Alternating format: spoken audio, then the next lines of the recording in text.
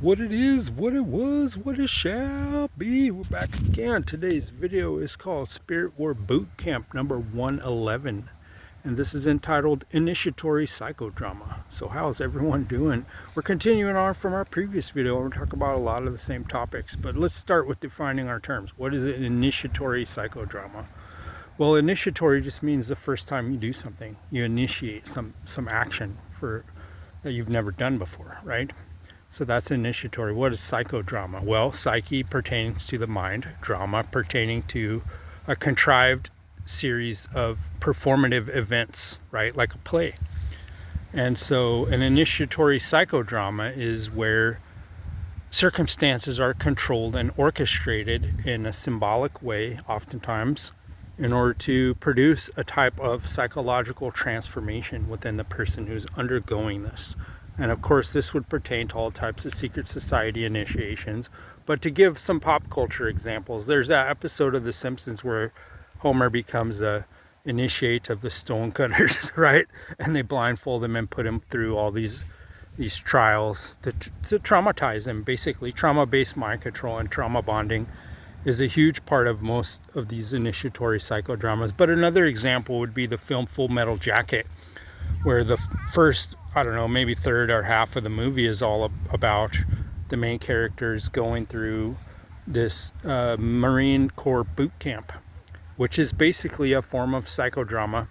They get yelled at, they get their personality broken down, they have to shave their heads, they all have to dress alike and get up at the same time, and they all live in one big communal thing. And they're basically the famous scene, this is my rifle, this is my gun. So that's a way of like making them mentally connect sexual gratification with gunfire, for instance, with murdering people, for instance. So that's one example. And this is the type of thing that people get up to in these initiatory psychodramas.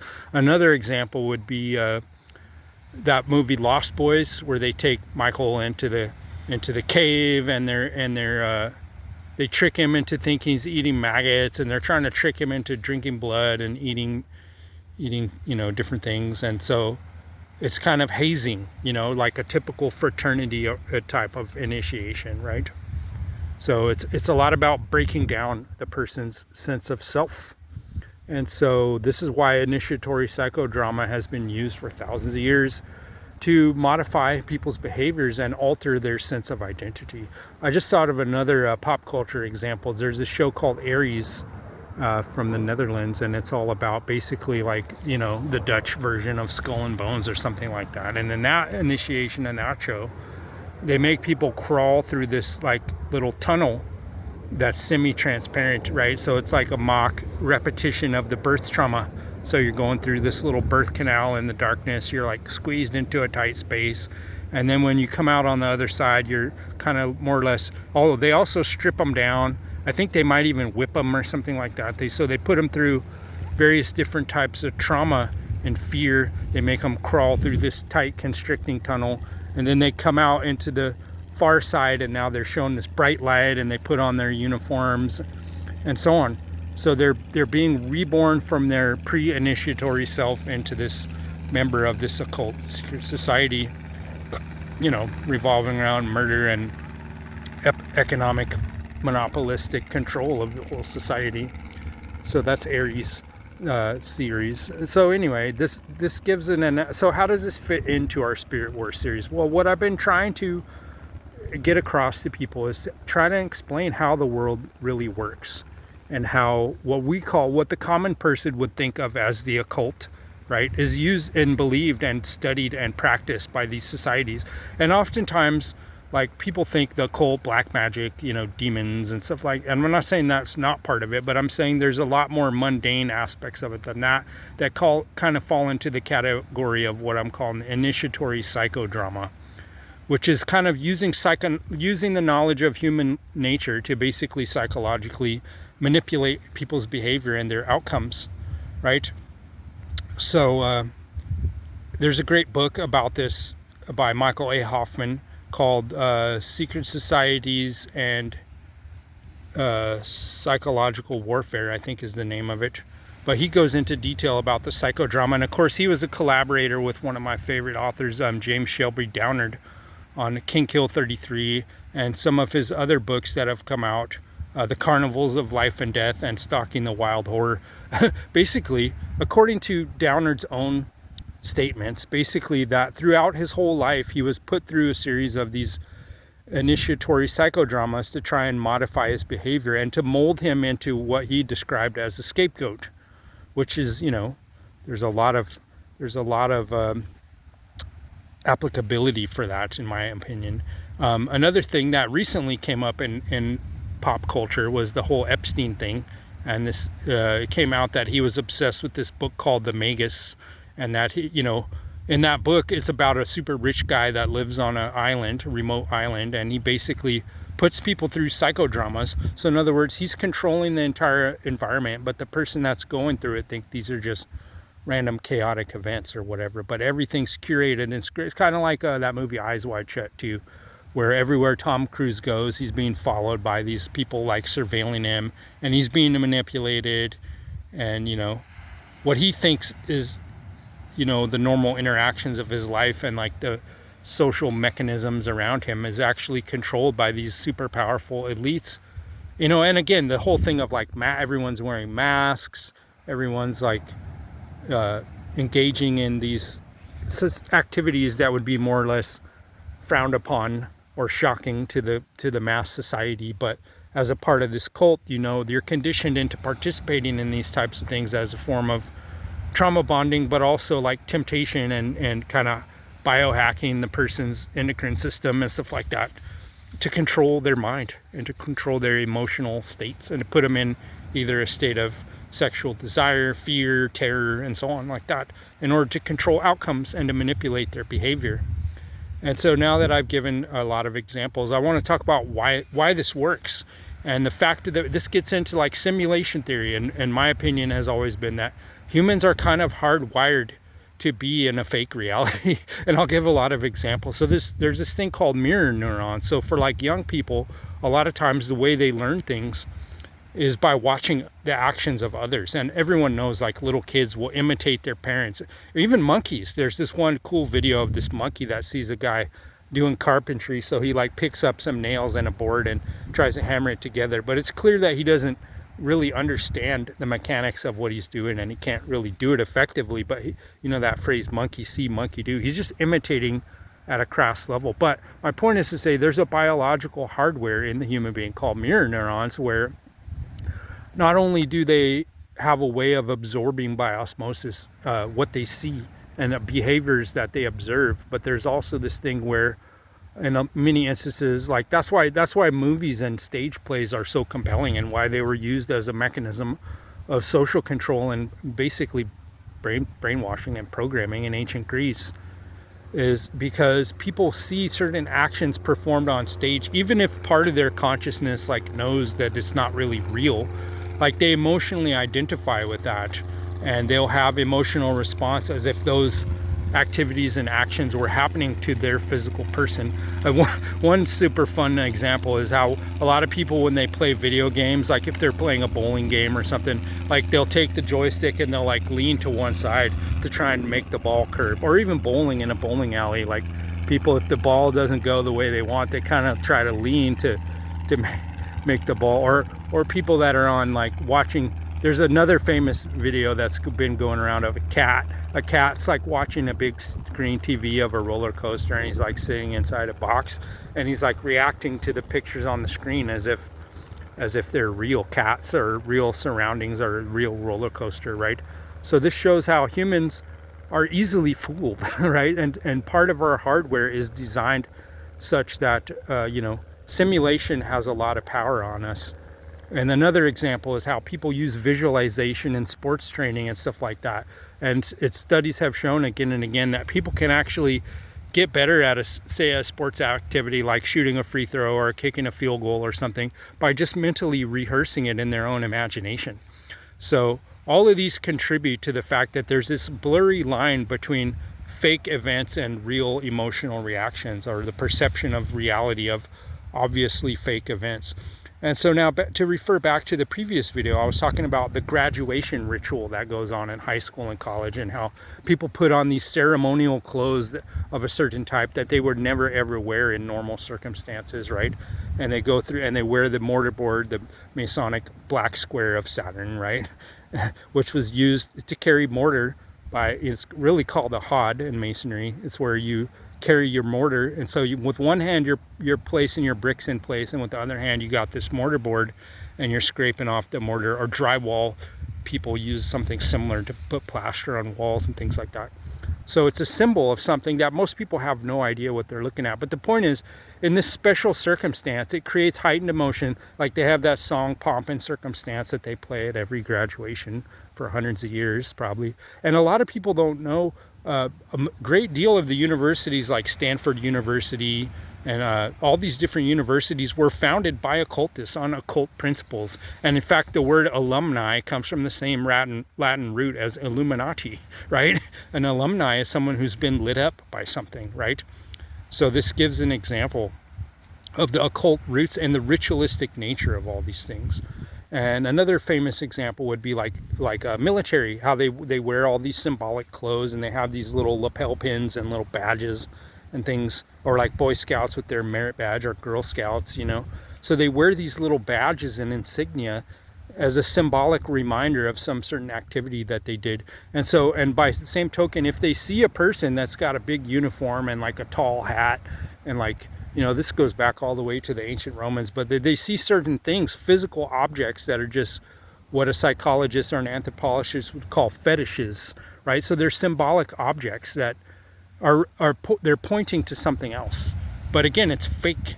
You know, it's like if somebody put on a police uniform and you just saw them out of the corner of your eye, like you would react to that person as if they were a police officer, or if they'd give you certain type of commands, like you'd feel some type of psychological sense of inner authority of that person based on this purely symbolic sort of play acting thing that's out there.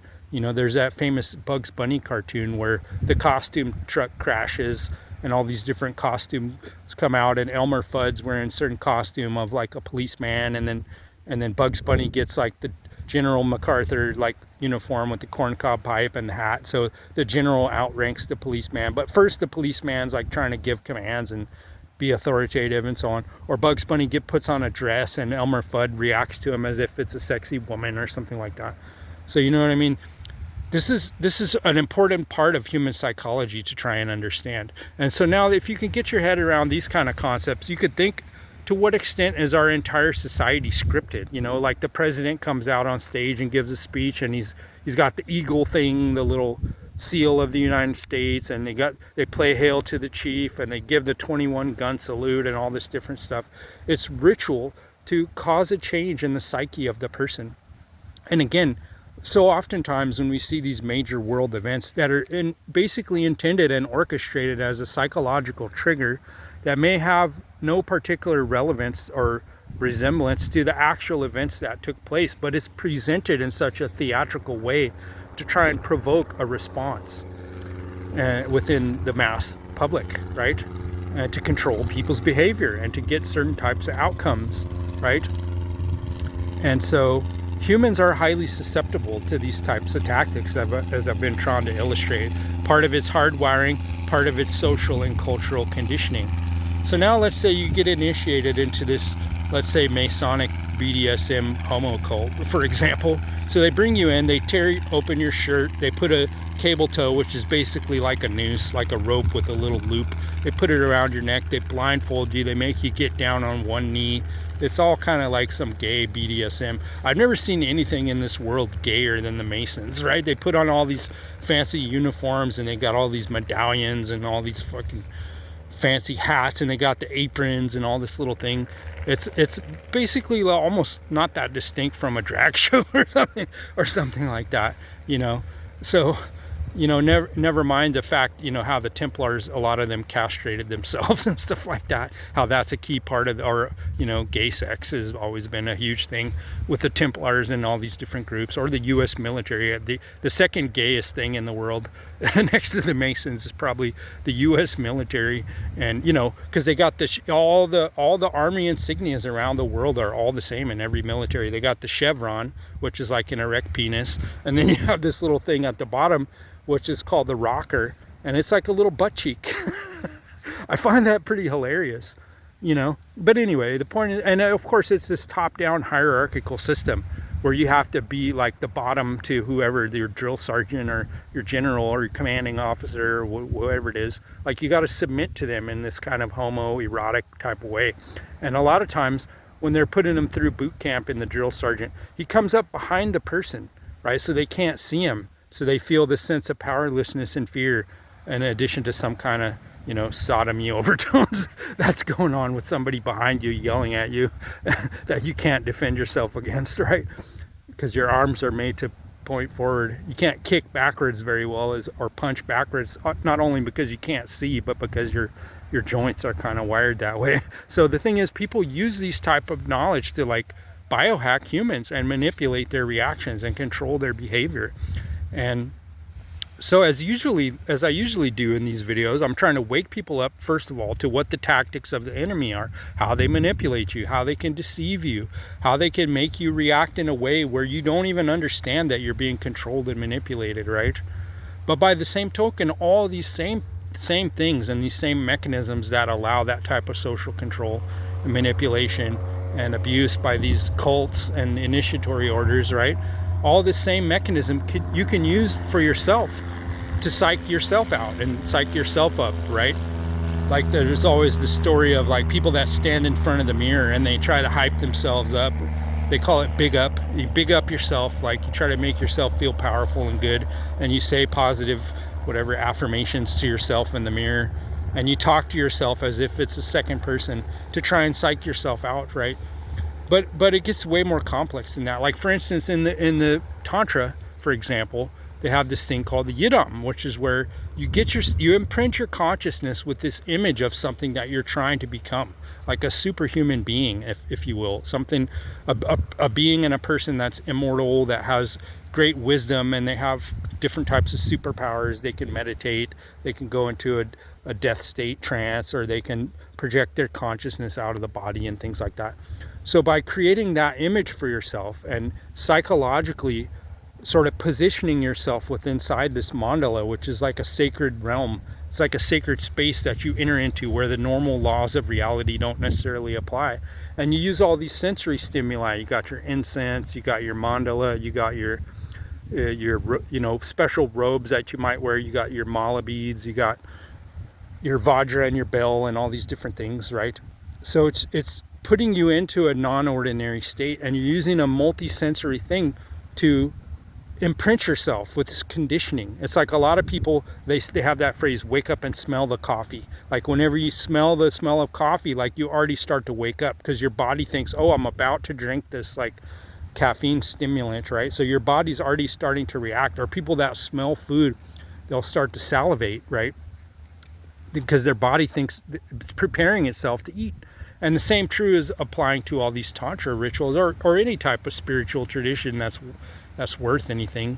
Or a lot of people, even athletes and people, like, I remember I used to have a motorcycle, and before I would go on a ride, like, you have this whole ritual that you go through. You got to put on your motorcycle boots, your jacket to protect you, your helmet. Like, there's this whole thing that this rigmarole that you go through. But the point is, as soon as you take that first step, it's like your consciousness, after a certain amount of repetitions, you know how the process goes. And so this is a way of preparing yourself. Or say you're an athlete, right? You're lacing up your soccer cleats or whatever, putting on your uniform, you're doing your stretches and so on. Like, you're preparing your body and you're conditioning yourself for this certain type of response of some type of physical activity that your body can prepare itself for. And the same applies to the mind. Like, if you meditate every day at a certain time, and you give yourself this incense, and you play a certain music, or you do a chant, it's all these mantras and things. It's like conditioning yourself through a series. It's basically what you would call a cybernetic algorithm. Like, it's a series of steps to achieve a certain goal. The goal in this case being to put your brain and your consciousness into this higher state where you have, great recall, and your all your worries and your normal stresses of the day fade away, and now you can enter into this really relaxed, like highly focused mental state, and you can perform tasks and think deep thoughts that would be hard for you to think under normal circumstances. And so you're conditioning yourself in that positive way. And so now, to tie this back to our previous video, where I was talking about all these other topics dealing with secret societies, the book of the play, for instance. So now you think of in terms of this psychodrama, and the way that these scripted events can more or less condition a person for a certain outcome. Or like, let's say you have a seasonal thing at different times of year. People put on the Christmas play, or whenever they smell, like, they smell the little cedar wreath, or they, whatever, it triggers their mind, and it puts their consciousness into this like Christmas time type of mindset, or whatever it is. But the point is, by conditioning yourself, you can not only obtain these like submissive states where you're playing a role, right, and filling in some kind of psychodrama and becoming a person that's different from your normal everyday self in a negative context, to be part of some cult or to perform some function that you might find sort of distasteful and under normal circumstances, right? But you become a different person in essence. You put on the uniform, you go through the motions, you're playing out this role, And so this also pertains to what we would call method acting, right? Like people that try to literally become their character, like they eat like them, they walk and talk like them, they live their life as if they're that person in order to give a more realistic performance. So now you think about things in terms of like these powerful scripts and plays that were written by these secret society initiates, and like how many people have played Hamlet, how many people have become that person. And by going through that series of actions, by speaking those words almost like a ritualistic spell, by going through the actions, by mimicking the emotions, it's almost as if you've lived that same experience, and that person and that role and that play like becomes part of you. So now think about how many of these types of narratives we have in our society, even like pop music and things like that. People will sing and repeat some kind of lyrics of a pop music, never realizing that they're being brainwashed, they're being programmed. And oftentimes these lyrics and things are not positive, they're not good at all. They're putting you into a kind of state of a mental illness, singing about drug abuse or being a gangster pimp or some super neurotic like relationship where you're obsessed with somebody. Every step you take, every move that's some neurotic ass shit. It's like all these songs are like that. It's a complete mental illness, like being imprinted into the person. And that's all well and good. It's fine to create art and do these things and write a poem or a song that's memorable for somebody. But the problem becomes where you have 2 or 3 people that are these record executives or producers, right? And they're scripting the realities of like millions and millions of people, and more or less co-opting their innate human creativity and replacing it with what a Scientologist would call implants, right? Like it's a script, it's a narrative, it's an agenda of something extraneous to yourself that many times, if not most of the time, is not for your personal benefit. It's working against you.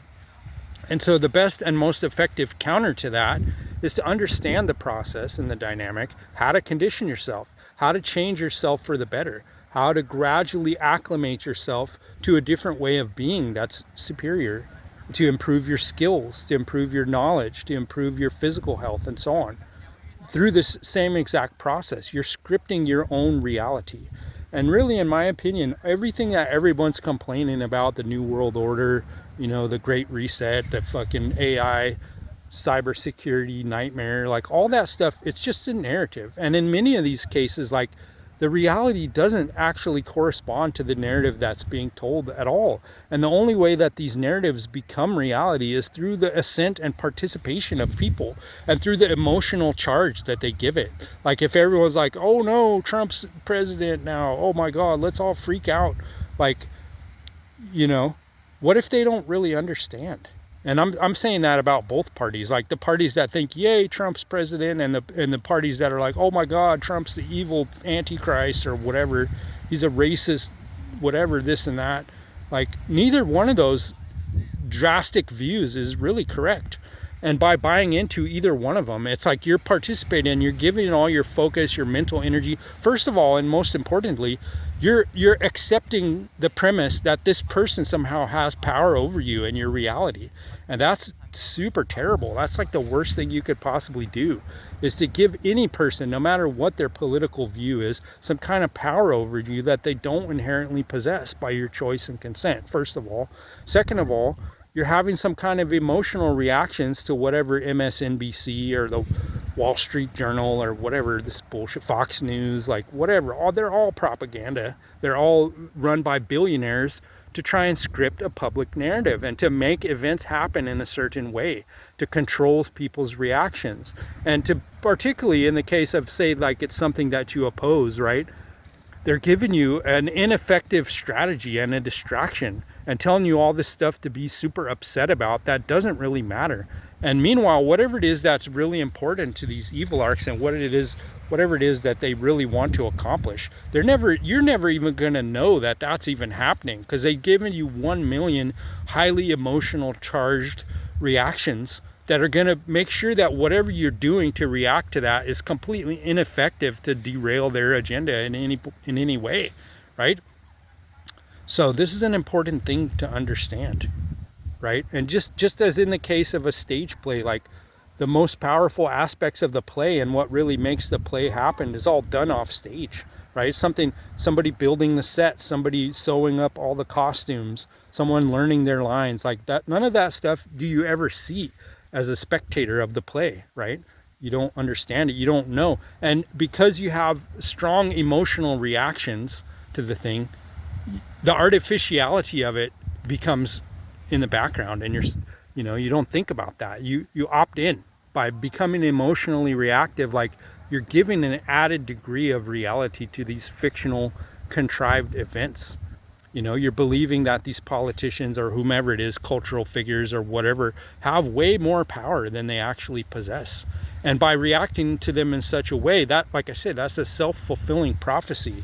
You're giving them the power by reacting as if what you're being told by 1 million propaganda outlets run by billionaires and mega corporations like Larry Ellison or fucking Roger Ailes of Fox News or fucking whoever, all these retards, Ted Turner, like all these evil ass fucking baby eating sexual perverted retarded billionaires who want to turn you into a cattle and harvest your energy and your creativity off you and make sure that you never combine together in any kind of organic way with people in your community to create an alternate script, to script your own reality where the fascist super state AI fucking demon nightmare, has no power. Like it's actually kind of laughably easy to live a life like that, where all these things that so many people are freaking out and complaining about have no power over your life, right? Like you grow your own food out of the ground. You live somewhere away from the cities, where there's no drones flying over you. There's no fucking spraying. There's no fucking any of that, pesticides. Like you can neutralize all. And to be fair, most people on Earth do live like that right now. Out of however 7 billion, 8 billion, whatever it is now, majority of those people do not live in an urbanized fucking hellscape where they're consuming mass media, consuming fucking chemically waste products, mass production, Frankenfoods, GMOs. Like most people are not living in that kind of situation, and yet we assume the opposite. Like we assume that this is all normal. We have a normalcy bias about the fascist super state that we could never survive without it. Like we've self-identified ourselves with the role of the cattle. We say cattle phrases. We repeat all the lines that have been given to us by the mass media. We go through our day. We go buy the products that our celebrity influencer tards are buying, like wear the clothes that they wear. We say the phrases that they say. We act and behave as if to try and become more like that person. We wear so-and-so LeBron James super pervert Diddy boy ultra, like we wear his uniform, try to be like him or try to be like Mike Tyson or like whoever. And it's like you don't have to do that. That's not normal, okay? First of all, that isn't normal, okay? And it's not healthy, and it's not good. And it's negating your individuality as a human individual. It's circumscribing and limiting your human potential.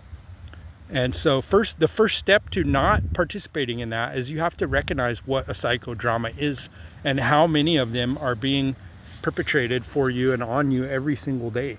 And how and question, like, are these emotional reactions truly my own?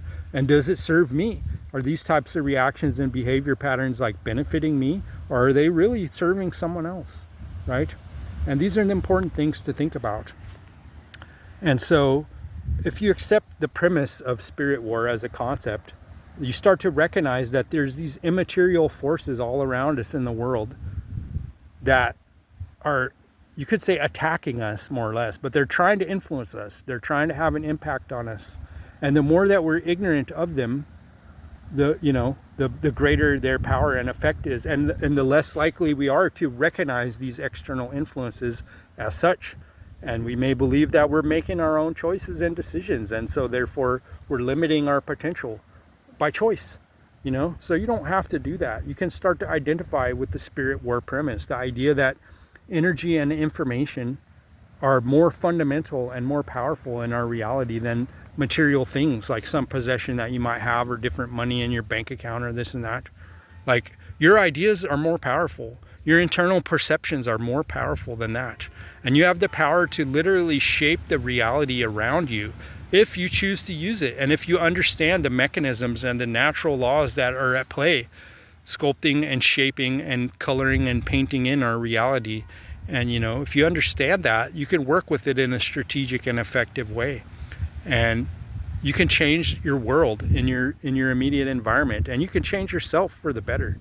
And so this is what we're trying to achieve here in the spirit war. And for every person that does that, who achieves those types of goals, or at least makes progress towards that achievement, is weakening the power of the evil arcs. Like, for every bit that you take charge of your own life, Bill Gates has less power in the world. He has less power. He doesn't get rich. Like, if you don't go buy Microsoft operating system and this and that and whatever he's selling, GMO fucking, what is that stuff called, Beyond Meat or whatever, like, if you choose and opt out of that, his power goes down, down, down, right? But if you believe the psychodrama and you believe the propaganda that you're somehow saving the earth by eating these toxic fucking industrially produced waste byproducts as food, or eating fake meat that's cultured from a fucking cancer cell, you know what I mean, lab grown meat and stuff like that, you don't have to opt into that. And if you opt out, you're weakening the power of people that everyone on social media is sitting here to blame and demonize and call them this and that, the Illuminati or whatever they call them, the evil archy. They only become that character, and they only assume that role in the play through your participation and by you saying your lines and playing the role, which you don't have to do. And so this has been Spirit War number 111. There's plenty more to come. We're going to keep teaching and spreading the positivity through these videos. I hope you enjoy, and we'll see you again soon. Spirit War 112 coming.